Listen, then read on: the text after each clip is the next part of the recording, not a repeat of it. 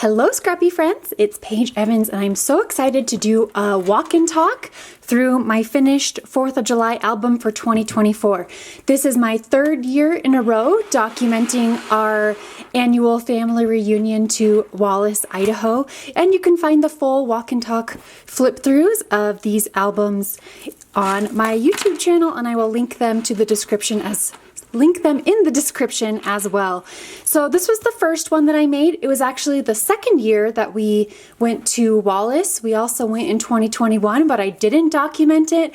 But I am really thinking about going back and doing that. So I have an album for every year that we have visited. So for this album, I used a Simple Stories scrapbook. I also used a Simple Stories binder for last year, 2023, and then just had tons of fun decorating the cover. And then, as always, the charms are by Emily Inspired Designs. They are the perfect finishing touch for my albums. So there's 2023, 2022, which brings us, let me get these ones out of the way, to 2024. For the past year, I have been doing sequin album collaborations with G de Mayo in Brazil. We've done Christmas sequins, we've done Halloween, that was our first mix. We've done Disney, spring, ones to match my newest collection called Adventurous. And so, of course, when I decided to do a 4th of July album class, I reached out to her to create a sequin mix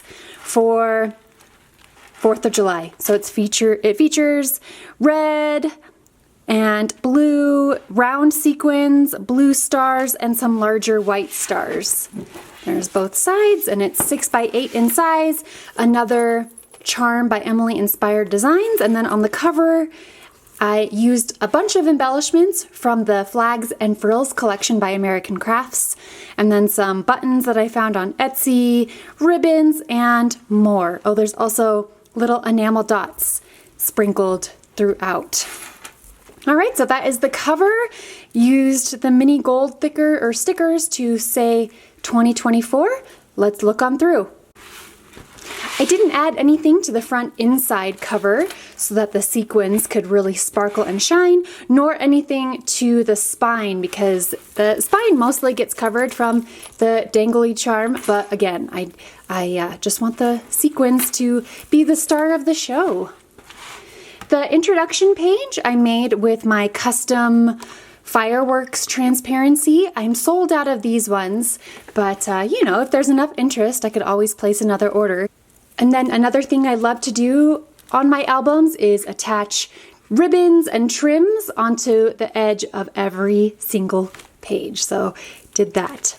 I also wanted to say that I have the virtual class available for this album. So it's got 34 process videos showing you how to make each and every single page from start to finish. So you end up with this exact same album. I didn't add anything onto the back side of the transparency, and because it's see-through, I wanted the next page to not be too busy, and so we used my custom fireworks stencil, which I believe I have 1 or 2 in my shop still, and then scraped modeling paste through and topped it with watercolors to create this really fun textured page, which is perfect for this see-through page. So again, didn't add anything to it, just wanted the stencil to be the star of the show, stars and fireworks, and then added this stars trim onto the edge. I did machine stitch through every single piece of ribbon. That's the only way that I have found that holds these trims in place permanently. However, on pattern paper or cardstock pages like this, glue does work without the addition of machine stitching, but you know, better safe than sorry. Don't want these ribbon trims falling off. But on pages like this one, the next page where it's a transparency, I just use like the double-sided roller, but the ribbons fall off within a couple hours. So that's why I machine stitch through. On foundation pages like this, I attached a full photo onto the back of all of them. There's about a dozen foundation pages like this. And so here we begin our trip to the Spokane airport and then driving to Wallace, which is about an hour and a half away. And I always request that my family members wear red, white, and blue so that they can match this scrapbook, and they're always willing to do that for me, which I really appreciate. I also added blush pink into the color scheme this year because there is blush pink in the Flags and Frills collection, which I'm really happy about because I love pink. I know others might not be too thrilled, but you could always just leave the pink out. So this brings us to our first pocket page. There are so many styles and configurations of 6x8 page protectors. So this one has 6x4 and then two 3x4-inch pockets, and we start adding photos and papers into the pockets and creating interactive elements. For my journaling, I use a mix of printed journaling as well as handwriting. On the back side, another photo and then some embellishments. And here's another foundation page, which is a fringed flag, one of my favorites. I love using my fringe scissors. What goes around comes around, so hold on to those punches and deco scissors because I can always find fun ways to reinvent their use. So that foundation page is backed with another full photo. As soon as we get our rental car from the Spokane airport, we drive to the Walmart in Smelterville and purchase fireworks and groceries. So there are a lot of little star stickers throughout Flags and Frills, which remind me of fireworks when placed in large quantities like this. So flower baskets hanging outside of the Walmart in the red and the blush pink. So always have to take pictures of flowers. And then this red pom-pom trim. I think I added like 36 or so ribbons to each and every kit. I just could not narrow my selection down anymore. When I have a choice of red, white, and blue ribbons, I choose them all. So here's another 3x4-inch pocket, or I guess it's the first one of the 3x4 configuration. All four pockets are 3x4, so added a mix of photos and pattern papers. And then here is the first 2-inch square pocket page. So there are 12 2-inch square pockets, which make the perfect place for those little moments. So little details. There's actually a area called 4th of July Pass. We've never been to it, but I thought it was appropriate and fitting since we always drive by it over the 4th of July weekend. Maybe one of these years we'll actually stop and check it out. And then my dad made his signature chocolate chip cookies, but this year I added marshmallows, pretzels, and toffee bits into the mix. So just little moments like that. And then more pictures and pattern paper squares on the back, and topped the pattern paper squares with a little embellishment just to, take it up to the next level. Quilts are one of my favorite sources of inspiration for scrapbook pages, especially just filler foundation pages like this.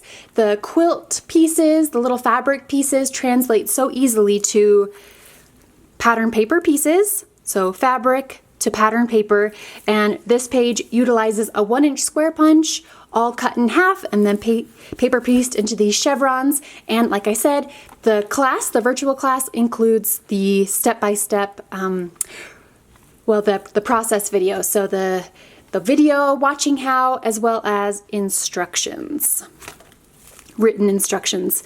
One thing that we did this year that I've never done before, we went to Kellogg and took the gondola up Silver Mountain, which apparently it's the longest gondola ride in North America, over 3 miles. So that was really fun. So these are all pictures from the gondola ride and family photos at the top of Silver Mountain. See, and everybody's wearing red, white, and blue.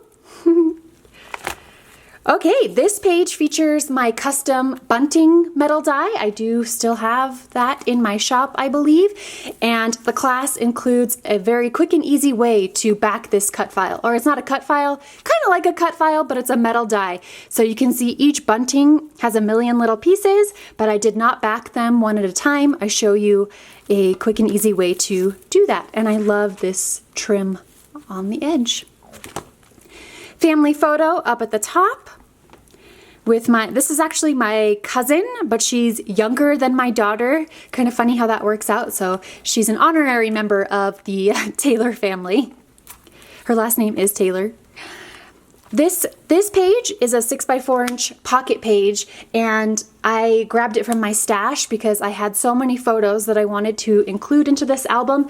So in addition to the page protectors that were included in the kit, I brought in 2 more. So I do plan to have more 6x8 album classes, so it's always a good idea to stock up on additional page protectors because we will use them in future classes. This page features hand stitching. These letters say celebrate, and the class does include access to this cut file. Hand stitching is optional, you don't have to do it, but if you've never done hand stitching before, I show you the tutorial for doing the chain link stitch and making all of these letters with tone-on-tone stitching. What I mean by that is cherry red thread on the cherry red paper, navy thread on the navy paper, blush pink thread on the blush pink paper, so on and so forth. And the back side filled with photos. This foundation page is pattern paper pinwheel, so again we use a 1-inch square punch. I love my 1-inch punches. I've got a square, I've got a circle, I've got a hexagon, and I use them all the time when making quilt inspired pages. So the class shows you how to make these little pattern paper pinwheels and place them in this kind of a quilt-like vibe again, with this light pink, or this isn't pink, this is blue, light blue pom-pom trim. The back side, I always love hanging out with my sister and my sister-in-law. She's got a bun in the oven due in September. Super excited for her and to add another niece or nephew. They're not revealing the gender. They know what it is, but we don't, which drives me crazy. But, you know, we'll find out soon enough. Another 3x4" pocket page. You may notice that I've got washi tape wrapped around the edges, so that's a fun use for washi tape. And here's where I've got some handwritten journaling. So like I said, I mix printed journaling with handwritten journaling. So preserving my handwriting, even though it's not my favorite. So my cousin, Naomi, who I talked about, who is Jane's really good friend, was interested in scrapbooking. And I know a thing or two about scrapbooking, so I said, heck yeah. So she saved up money to purchase some scrapbook supplies, and I brought her a 4th of July kit to make this album. So we sat down together and started working on the cover, the foundation pages, and then my sister's daughter, so my niece Daisy, was flipping through my album from last year. I brought it and then wanted in on the action. So it made my heart so happy to see the next generation being interested in scrapbooking. This type of trim is one of my favorites, this daisy chain trim, and her name is Daisy, so that's kind of why I added that ribbon to this page. This is another configuration of a 6x8 page protector. It's got a 3x8" pocket and 2 3x4s. That's the first time we're seeing this configuration so far. And then on the back side, a 3x8" photo. There's jumping pics. Those are my kids and Naomi. This foundation page features star punches. So I love punches because I love using lots and lots of pattern papers on my pages. The more pattern paper I can include, the better. And punches are a very quick and easy way to get lots of shapes in a jiffy. So I placed stars in a wreath and show you how to do that in class. On the back side, a selfie of me and Chris. There is this blue painted wall right across the street from my parents' house, and is the perfect backdrop for 4th of July photos, right? Red, white, and blue. Here is another 3x4 pocket page. After the kids went to sleep, my sister and I took these orange motorcycles on a ride around town, and it was just so fun and freeing. And then the large flag. So this Wallace resident, every year he puts up this ginormous flag, and it wasn't there on the morning of July 3rd, but then at nighttime it was. So that's another one of our favorite traditions, is taking pictures in front of that huge flag. Here's another foundation page inspired by a quilt, and so the class includes a cut file to make all these petals. If you don't have an electronic cutting machine, it also includes the petal template. So if you are willing and able to cut all of these out by hand, I believe there are 77 of these petals to place in this quilt-like vibe, or quilt-like style, and then I did machine stitch through them all. So machine stitching is optional, but I do love the texture and homespun feel that it adds, and it also adds to that quilt-like vibe.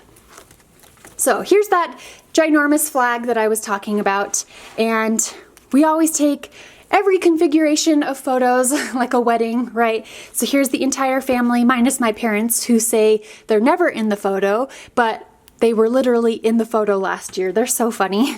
So there is the entire family photo, and then a flip up with my family and just the little kids. Excited to add Eric and Tanya's little baby next year.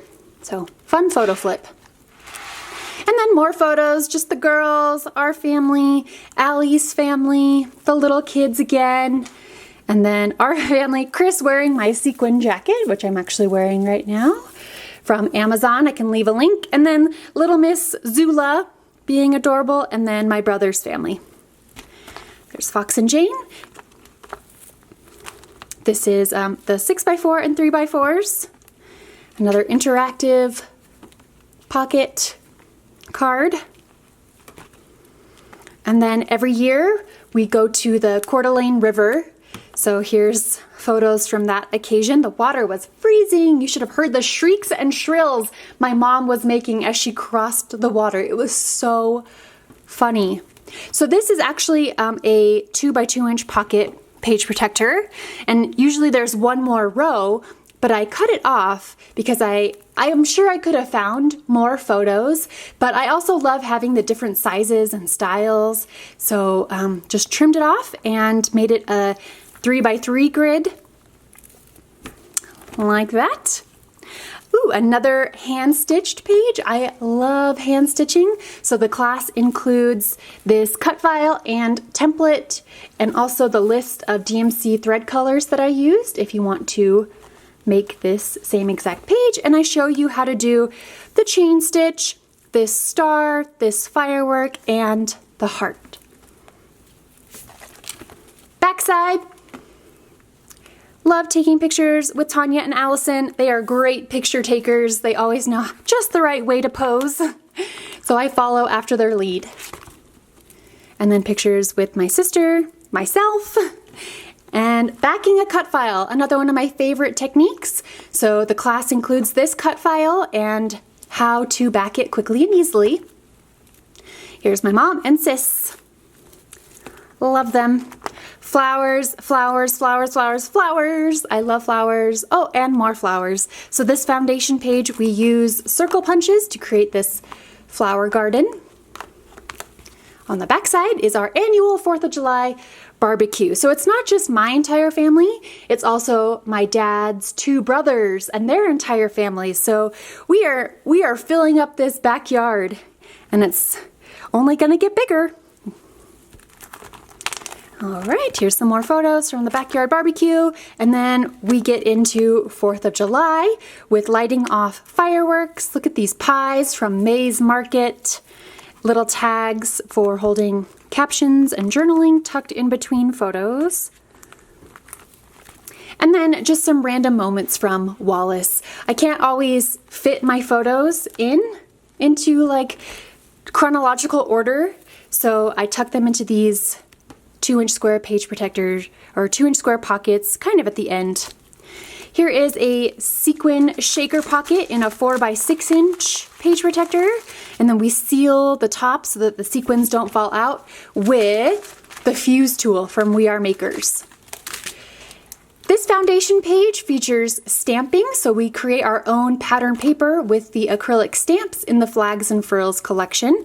Show you how to do that in the class. And I didn't add any photos or anything. I like the way this sequin shaker looks atop this. So you could add a photo right here or something, but I just left it blank like all the other foundation pages. And then on the back side, having a blast, lighting off fireworks. This next page is interactive cards with photos on the front side and the back side. More firework photos. And then I'm so excited because next year I am going to teach a 4th of July 6x8 scrapbook in person at the Wallace Inn. So me and my mom went to the Wallace Inn, checked it out, made sure it was big enough for what I want to do, and it looks perfect. It looks great. So I'm filming this on Tuesday, and registration for this event is going to open on Friday, and I'm just really, really excited. I'm gonna have hopefully 50 people there to create a 4th of July scrapbook in person. And then on the way back to the airport, we stopped at a house. My parents are moving, which is exciting and also sad at the same time. I'll miss visiting them in Redmond. And then this last page is a pocket page. So it's got some pockets to hold additional memorabilia, photos, ephemera, and finishing off with a photo of all the grandkids, minus Wes, who just wasn't having it, but that's life sometimes, right? On the back, I added one more sticker just to finish it up. And that, my friends, is my 4th of July album for 2024. Loving this annual project. Can't wait to start on 2025 and make it with you in person in Wallace, Idaho. Thank you so much, friends. Let me know if you have any questions, and be sure to check out my virtual class so you can create this scrapbook album too. Have a happy scrappy day.